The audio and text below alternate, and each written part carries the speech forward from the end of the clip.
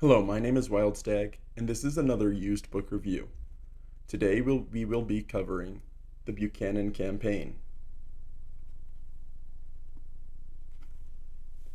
I bought this book used at a place called McKay Used Books in Manassas, Virginia. I don't know how much I paid for it, and the only reason I know that it was bought there is because on the back cover there's this colored sticker, and the only books I have from McKay all have that sticker, so. It's a science fiction novel about a war between the Commonwealth and the Federation, the Commonwealth being effectively future British Empire, and the Federation being effectively future US. The Buchanan campaign is a story about innovation and intelligence, specifically for the setting. Faster than light travel is possible, but it requires engines to go through a 6-hour cooldown and maintenance cycle for every 12 hours of faster than light travel. And so long distances end up taking a long time to cross. At the start of the book, a independent colony planet called Buchanan is being invaded by the Federation so that it can be used as a staging point for further invasion. Buchanan is a sparsely populated planet with only two settlements that are only about 12 miles apart from each other. There's only a few thousand people on the entire planet. When the Federation invades, it's an easy conquest, except that one of the councilmen on this planet ends up escaping in time to use a messenger rocket. It's the same messenger rocket his family has had for the last 60 years since the original colonization. And conventional wisdom says to not go into faster than light travel within an atmosphere because it could, the way the space and time distortion effect happens, it could damage the planet in unknown ways.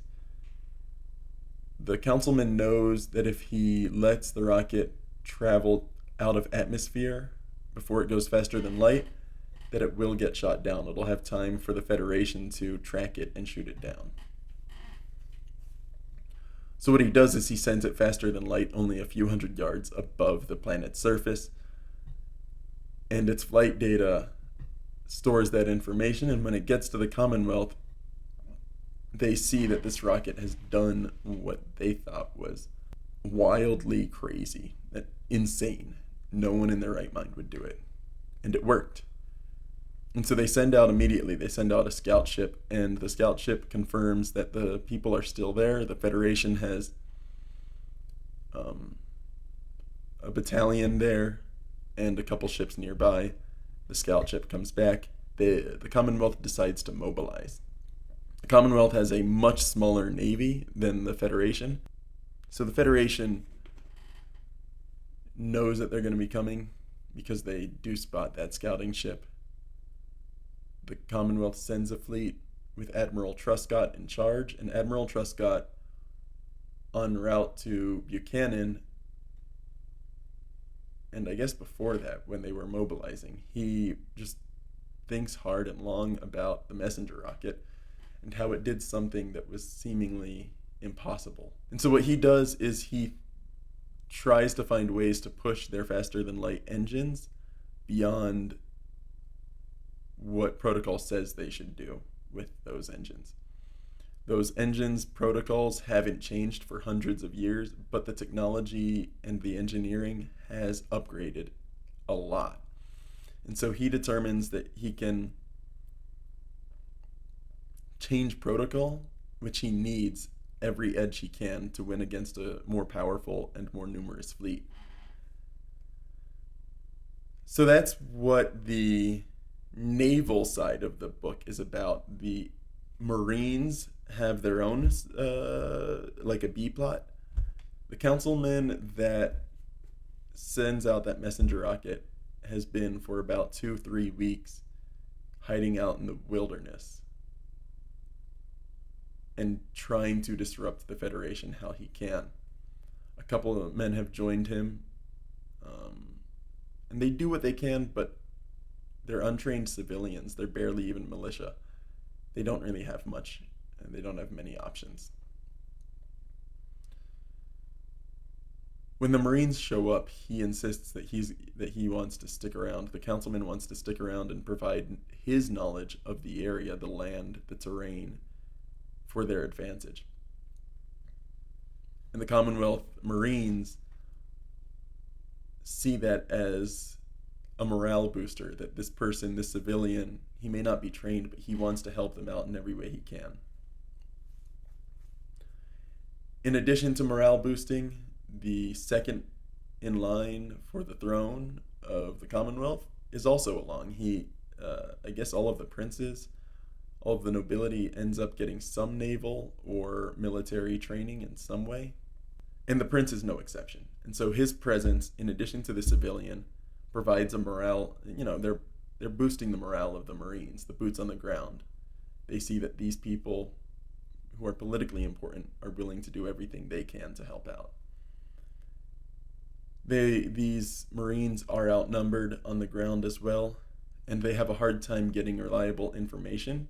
What this turns into is an A-plot about the Navy and its defense of the upper atmosphere in orbit of the planet Buchanan, and the B-plot, which is minimizing the numbers of Federation Marines on the ground so that they can not just win in the sky, but win on the land as well. They also have to protect the civilians, and they have to do everything in their power to, keep these politicians, the councilmen and the prince, alive. So that's the effective plot. I'm not going to get into the climax or any of the minutia of the meat of the book. That's the basic gist of what's happening in the early chapters. But what's important about this book is more just how it's written. It's separated into multiple parts, sections. And what this book does, how it's written, is that the book feels cinematic, like you want to see it on the big screen. The way every small victory is so high energy, you just know.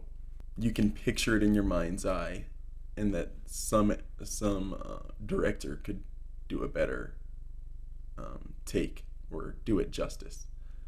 It's fantastically written. I don't often read sci-fi war novels, or much sci-fi at all. I'm more into more grounded fantasy. So this caught my attention pretty easily. I first found this book not at a used bookstore, but at a summer camp I was working at in 2018. When I got home from the summer job, I decided I wanted to find it, and that's where I found it, at the used bookstore. The trilogy, which I believe the second book is The Fires of Coventry, the third book, Return to Camarine, the whole trilogy is really interesting. I think the second is the weakest of the three, but it's still fantastic. I think if you find this trilogy, try and find it with Buchanan campaign first, but I would really recommend it. It's a really good trilogy, science fiction story. I ended up getting this to a friend who is stationed overseas. He's a corpsman, and which is medical in the Navy, the U.S. Navy.